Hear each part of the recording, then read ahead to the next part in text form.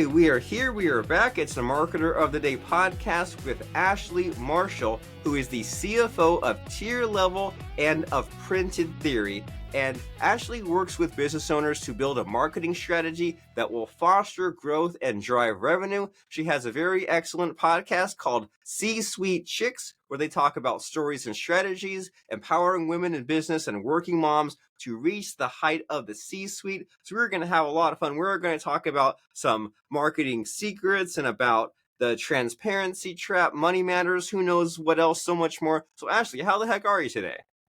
I am good. I'm here. What day is it? Wednesday? That should tell you how I'm doing. Yeah, it all runs It's together, right? summertime. Yeah, it's summertime. The kids are home. It's a little wild in the house. So, we're here. That's what's important. Yeah, you're there. You're having fun, and I mean, I don't know about you, but it's easy to psych yourself out with the working from home and like the blending, the when you got to be in work mode and fun mode. But man, we're so lucky to not be from some younger generation where they don't get home till it's dark and the kids are already asleep and you have to be in some dumb office. I mean, we're living the lifestyle, and so what are you all about? Like, since we're here having fun, tell us what makes you unique and why people should pay attention to you. Oh gosh, that's a good question. What makes me unique? Probably I'm honest. What you see is what you get with me. I'm very much going to always tell you the truth, even if the truth is not what you want to hear. And I expect people to do the same to me. So if I'm doing something or said something or whatever, I expect you to be just as honest with me as I am with you. Um, so I feel like that's part of my personality that makes me pretty unique is, I'm not fake. I am incapable of being fake. If I don't like you, you will probably figure it out. But I'm no problem having a conversation about that. So that might be a little bit different than most people, but that's kind of how I roll. In terms of in the industry, I feel like those parts of my personality have been what has propelled our company and helped it grow. Being honest and transparent with business owners, even if it is referring to something that's happening within their own company that could be better, that could help them continue to progress.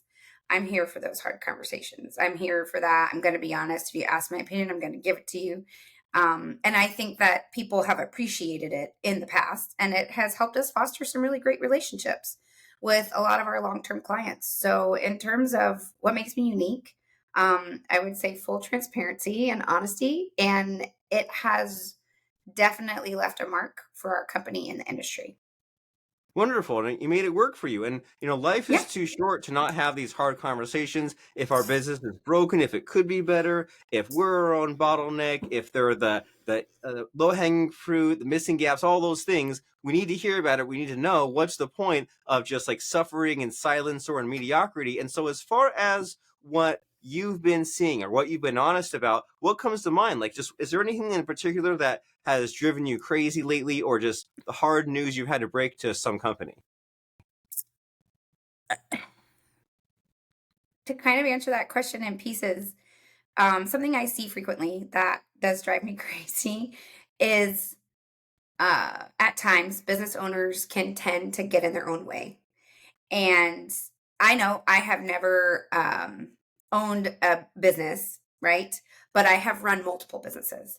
And I understand the heartstring relationship that owners have with their business and their company. And sometimes it's really hard for them to see that they are creating a roadblock and they aren't able to figure out why they can't get past a certain point. And a big part of that is always their trust, right? They have a hard time trusting other people to run their business, which is completely understandable, which is why leadership, not being a boss or a manager, but true leadership is so important. And in order to have good, true leadership, you have to be focusing on your own personal growth as a business owner and pushing those who you've hired to also grow and invest in themselves while you're investing in them. And that is how you build people to one day be trusted enough to take over certain aspects of the business to allow you to continue to flourish and to allow your company to grow. So I think a lot of people that I have worked with and that our company has worked with, they have hit that blockade. And once they realize it and they take the necessary steps to move through it, their company grows astronomically. And we have some very large clients that have hit that blockade and realized what was going on and taken the necessary steps to create leadership within their organization and to foster opportunities for their team to continue to grow and learn and create trust and build relationships and start to delegate in a positive way. And they have seen huge growth come from that. So that's one of the biggest things that I think me and our CEO, Whitney Ramirez, we run into when we work with our clients is while we do provide digital marketing service, so we want to build your online presence, our team functions as an extension of their team. So we're essentially a piece of their company from the outside. So our job is to make sure we're doing everything possible to make their company grow. And if Whitney or I notice, or our very successful client advisors notice that there's a piece missing, we have those conversations, right? We go down that path because in the end of the day, our goal is to grow their business. And if we see something, we say something. And sometimes it works really well and the owners hear it, and sometimes they don't. And over time, things change, and that's okay too, because we're always going to be honest with the things that we see and how we can help. So that's a big piece of why we are kind of very different from other digital marketing agencies. Wonderful. So like the flow chart that's forming in my head as you're saying this is, so we need to have trust, and to get that we need leadership, and to get that we need some personal growth and fostering the growth of others. And we've all been there, right? We've all dealt with that. Sometimes it's a micromanager, but sometimes it's just someone that kind of does half of a thing and then messes us up. And then it's like it won't work for everybody, right? And then it's like this person who's supposed to be leading me is tripping me up and making my job harder and doing these little pieces of things. So then it's not done well by them and not done well by me. And wouldn't it be great if it was more of a kind of like a nurturing kind of situation where you meet with your people and say, hey, well, let's work on this. Let's solve this. What do you think is going on here? And so just what is this look like? Because it's easy to get lost in the abstraction and the keywords. Do you have like a fun story or example of like the before and after of like what it looks like when it's bad and when it looks like when you and your company gets this dialed in? Yes. Our own company was a great example of that. Our digital marketing agency went through that. We had a structure to the company when I first came on the team, and it worked well at the time in terms of clients were getting serviced, results were being given, so on and so forth. But over time, the structure that was in place at our company was stressful because people were frustrated, not only internally, but some of our clients were getting frustrated. And then we did a restructure in the way the company was organized and who was doing what.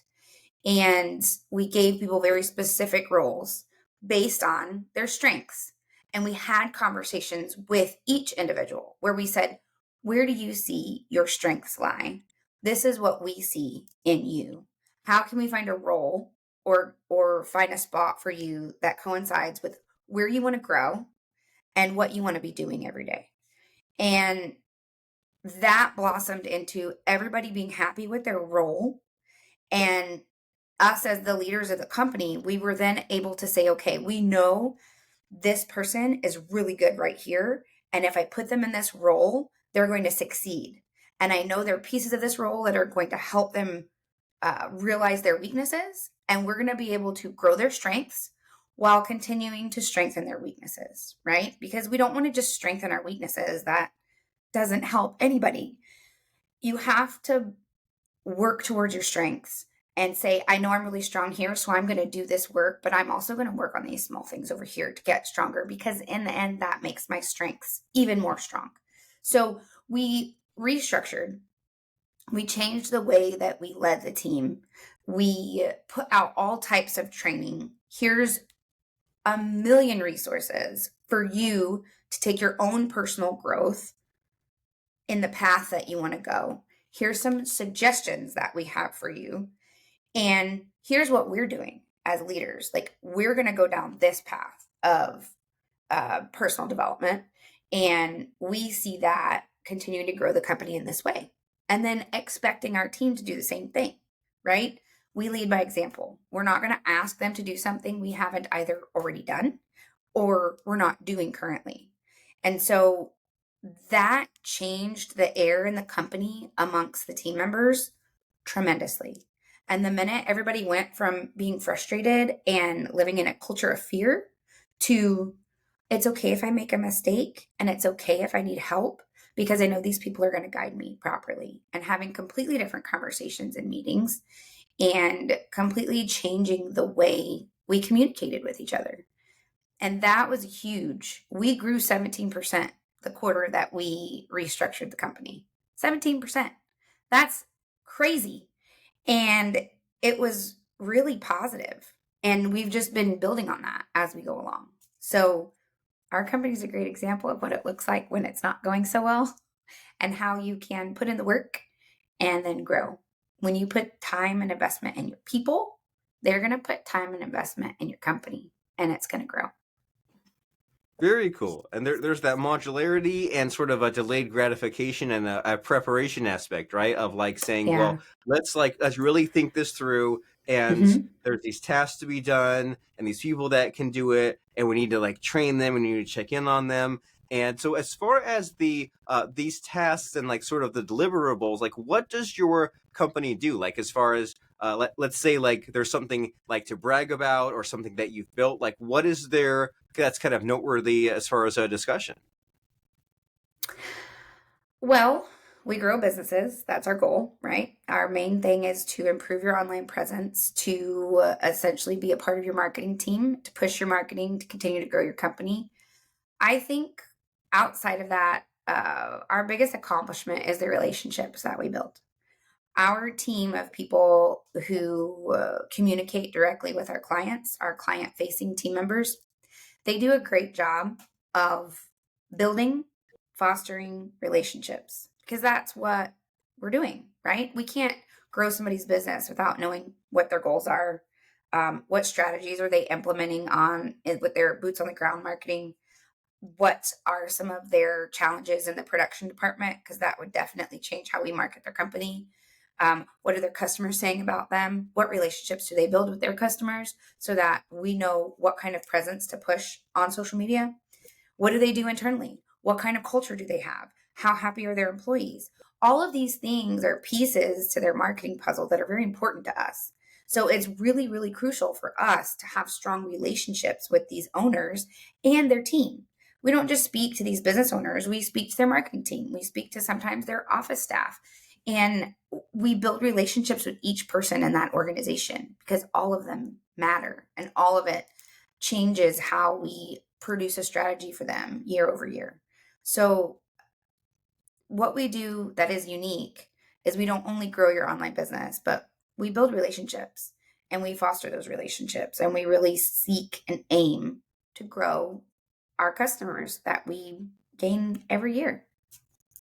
Wonderful. And some of these things that you listed and mentioned as far as like growing the relationships, they seem like recurring tasks, right? And it seems like as you're listing them, my brain was like hitting it from two sides. There's like the sociopath side and like the, well, here are my goals and here are my metrics and here's what I want to accomplish. And then there's more of like the emotional nurturing side where like you want to like, be a nice person and check in on how they are as a person. But the problem with that kind of like common sense emotional side is it's not very consistent and reproducible. So do you ever think about the struggle in merging these two things? Like do you like, because I wonder like how do you even approach this, right? Like how are the team members doing? How are the metrics doing? Do you like make a document? Do you make a checklist and check in on that? But like how do you tackle this huge problem?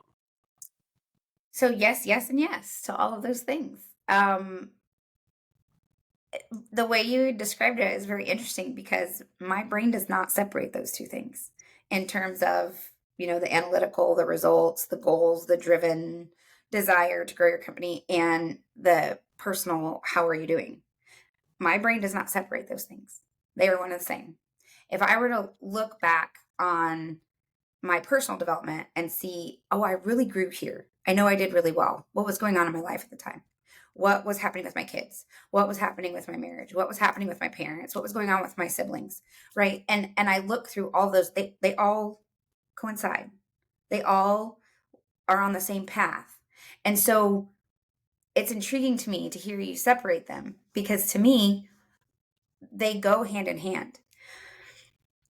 Our team has analytics that they evaluate. They're constantly monitoring, they're constantly checking, and they're constantly producing those analytical results, good or bad, to our clients. We explain things, we educate things, we show them how there are trends, and we explain and educate them on how there are countless factors that go along with those analytics and all the different pieces and moving parts of Google and Facebook and Instagram and all of those things and how they all fit and work together.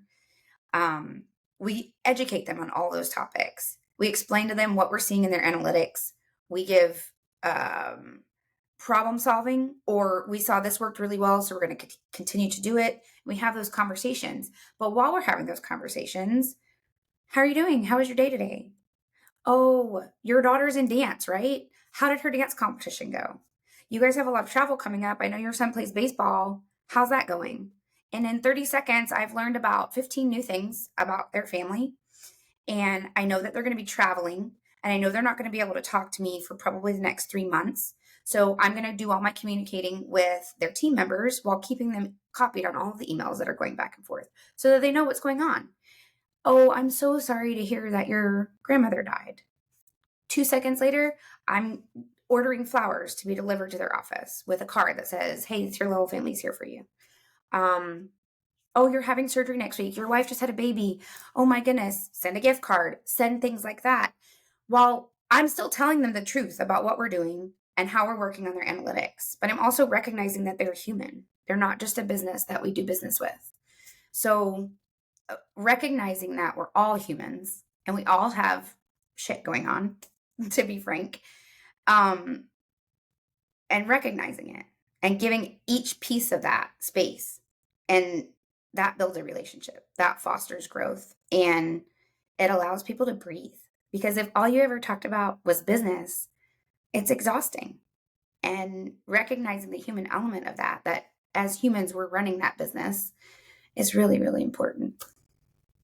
I agree that it is, and I'm always just like soaking it in, right? When you have someone else that Yeah. thinks differently from you, and I wonder if it's like a man brain and versus woman brain, or if that's like sexist or whatever, like the It's women's not. intuition, and they blend it all together. But like we all think differently, We and I do. can definitely, and I don't know what happened, maybe like 10 years ago and then 5 years ago, like things, I don't even know why, but like I had a mental shift of like, and maybe it was just like relationships falling apart, right? Maybe relationships being like weaker than you thought. And it was like, well, you thought you got along with this friends, person on your team, business partner, client, whatever. But then when the going got tough, it was a little Yeah. shakier than you expected. And so maybe I kind of saw the value at some point in all these little things that you're mentioning, where there's not even a immediate payoff or maybe even payoff at all. It's just like, hey, have a stronger relationship, so that way if there is a conflict, right, if there is a failure, misunderstanding, stress, whatever, then it kind of like the bonds hold a little better, and it's just a good practice in general, right? It makes you just a Yeah. better person, leaving the world better than you found it, and something we need to be doing. And I want to make sure in our last few minutes here that we cover a little bit of the work from home aspect, because you mentioned Oh, about the personalization before we started recording. Like, you were asking about me, I was asking about you, and it all kind of blends together, especially post pandemic. But we've also heard a lot of the cliches, and so what do you have to share with us as far as the work from home aspect that's also maybe new, refreshing, something we haven't heard a lot of before? yeah. So when I started to work from home, it was before the pandemic. I had a 2.5-year-old, or he was almost 2.5. and I was pregnant. I was 3 months pregnant with my second child. And I started to work from home. And I was like, oh, this is gonna be great. It's gonna be so easy. No, it was not. It was very challenging. And I did not expect that. It was like a huge slap in the face. It was like, it was very, very difficult. And then I had my second child and I continued to work from home. And that was in 2019. So I started working from home in the end of 2018. And then I had my daughter in March of the following year. And one of the things I was really nervous about was having at the time I had to talk. I was very client facing. I had to have meetings with clients all the time. It was a little bit before Zoom really took off because we all know Zoom took off big in during the pandemic time. But not all of my calls were face to face like this, right? A lot of them were just on the phone. And if you have a 2-year-old, if you have ever had a 2-year-old, you know getting a 2-year-old to stay quiet is very difficult. And so I embraced it. I had no choice but to be on a very important call with a client who owns businesses that produce $20+ million a year, having an analytical conversation, and my 2-year-old is in the background crashing his cars, and they're going, "What's that noise?" And I'm like, "That's my son. I work from home. He's 2." And what I learned was during those conversations, they'd ask me questions about my kid. And then they would start talking about their kids. And then it created an entirely different conversation. And honestly, it helped me to grow my relationships and to foster friendships with these clients who, one, are really important to our business. And two, I learned so much talking to people relaxed that my kids were in the room and, not freaking out or locking myself in a room, causing my kid to panic. But I was visibly in front of my child having a phone conversation. And he also learned that mommy's working. And when mommy's on the phone, I'm quiet. And he learned a lot. So there was a lot happening. So for me, working from home is always challenging as a mom, and I'm sure as a dad, you can relate, but you're like, man, I really failed at being a parent today. All I did was stare at my computer screen and I need to spend some time with my kids now, right? Or you're like, man, I don't feel like I got any work done, but I sat down on the floor and colored a coloring sheet and made sure my kid knew how to write his letter D, right? Like it's tit for tat. Like some days you fail at being a parent, some days you fail at, getting stuff done with your job. But what I've learned from that and working from home is that there's always another day. There's always tomorrow. I can have a more prioritized to-do list. I can do a better job at segmenting my time in the day. My kids understand that there are certain times, like right now, this moment, my office door is closed. They know not to come in.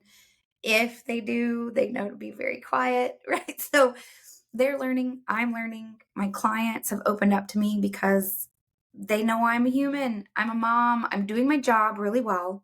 I'm communicating with them really well, but I also have to take care of a child. And that's just my reality, as it is a lot of people now.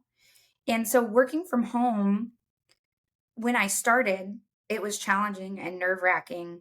And then I grew from it. My clients understood that I had kids and they relaxed with how they communicated with me. And then the pandemic hit. And it was very normal for everybody to be working from home, for everybody to have kids, for everybody to have to do homework with their children and do schooling. I was fortunate enough that my kid was still in preschool, so I didn't have to do the daily get your kid on the screen in their classroom situation. But I know people who had to do that. And I know clients who had to do that. And our conversations were very sparse, or it was via email or text message. And it changed the way we communicated, but it didn't change what we were communicating. So I'm a huge advocate for working from home. I'm also a huge advocate for knowing what works for you because some people cannot work from home. It doesn't suit them very well. They're not able to flourish or thrive or grow. But you have to give those people that opportunity to say, I want to do this or I don't want to do this. And giving them that freedom is also working towards the human element of running a business. So in terms of working from home, it's hard. For you people out there that don't work from home and you think it's great and it's all roses and rainbows, my friend, it is not. But it is also a blessing. And so it's kind of like you take the good with the bad, just like everything else. Right. And you look for the positive and you embrace the positive. And even if the, as you said, if you have some of these days that are just really blah days where you're like, I'll do better next time. Yeah. Years ago, someone told me something like along the lines of like, well, if you're feeling that way, that's good. Because a lot of people don't even consider that. And it was that hit me really hard, just like, hey, if I'm being like really like down on myself, well, it's not good to be too down on yourself. But if you're aware of the maybe not a problem, but if you're aware that like, okay, I need to like adapt a little better tomorrow, or like if this was lacking, make up for that tomorrow. Like less work today means more work tomorrow, or there Yeah. was lacking family time today, more of that tomorrow. If you're navigating the like those waves of the ocean, then that's a good sign that you're kind of on top of that. And You're and growing. yeah, and also you mentioned about how like, well, you're not a weirdo, right? Like a lot of people are. If it was like everyone's at an office and only you and me were like these weirdos like at home, like that would be something. But like everyone's kind of understanding, and you mentioned a few times there the keyword relax. So it's like, well, it might be stressful at first, and as you said, if the stress doesn't go away, maybe it's not a good fit. But if you can Exactly. get through that rough part and just kind of get the mental muscle figured out, then it can be okay. And so there's a lot to think about as far as what we talked about today. But as far as your company, tierlevel.com, and the C-suite chicks, how does someone know about some next steps here? How does someone know if they are a right fit for your company? What's the problem? What's the solution? Yeah. So there's always new problems. There's always new solutions. As far as reaching out to our company, if you're interested in our digital marketing services or you want to know more about them, tierleveldigitalmarketing.com. And then if you are interested in our print company, which is currently Printed Theory, and the website is printedtheory.com, we are in the process of a rebrand. So stay tuned for that. But for C Suite Chicks, yeah, so a little backstory, just real briefly about C Suite Chicks was um, over the years, I have learned a lot from podcasts that I have listened to women, men, business, non business, so on and so forth. And it's been a big part of my personal development. And I feel like the challenges that I've been through and the things that I've accomplished and things I haven't yet accomplished are really big to talk about in terms of I know that there's millions of other people out there that have been through similar situations to me, or they're going to go through them, or they're in the middle of them right now. And I feel like if there was somebody that I was listening to that was going through a similar situation as me in the times that I was going through them and hearing them talk about it, it would have been very encouraging to me. So for the last year, I have worked really hard to convince my business counterpart, our CEO at Ramirez, to start a podcast because she also has faced a lot of challenges, very different ones from me, and some similar, some very different. But we decided that it was time for us to start talking about those challenges and things that we faced and what we did to overcome them or drive through them or to go around them in some cases. And it has been very valuable to the both of us because we've learned a lot more about each other. And we have heard it's been valuable to other people. So, if you're interested in hearing about how us working moms have figured it out and are still working to figure it out every day, you can check us out, csweetchickspod.com, and give us a listen. Very cool. And that's a good motivator that you just mentioned, right? As far as like, well, should I keep going with the podcasting and the content and the ideas? And you say, well, what advice would I have liked to hear? And then as Yes. far as that, the next generation, so to speak, someone who's maybe even just like 2 or 3 years behind or 5 years behind me on the path, like where are they stuck? What are they doubting? What are they feeling? What would they want to hear? And then you just create that show. And it's also motivating for yourself and everyone involved. So csweetchickspod.com. And then you said tierleveldigitalmarketing.com and Yes. printedtheory.com. So as we Correct. figure out the correct fit, the correct path for us to go and take those next steps, it's time to stump you a little bit and put you on the spot. I like to ask my guest about a fun quote or lesson that has helped them, that can help us to send us on our way. So does anything jump out in your mind as far as a fun quote or lesson? Yes. Be a good human, and your blessings will follow. Growth will happen.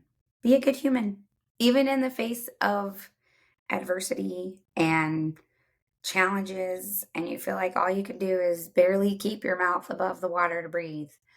Be a good human. Be a good human and you will be blessed in return. Very cool. Let's do it. Let's be a good human as we go to tier level digital marketing. Ashlie Marshall, wonderful speaking with you. Thank you, Robert. It was great speaking with you too. All right.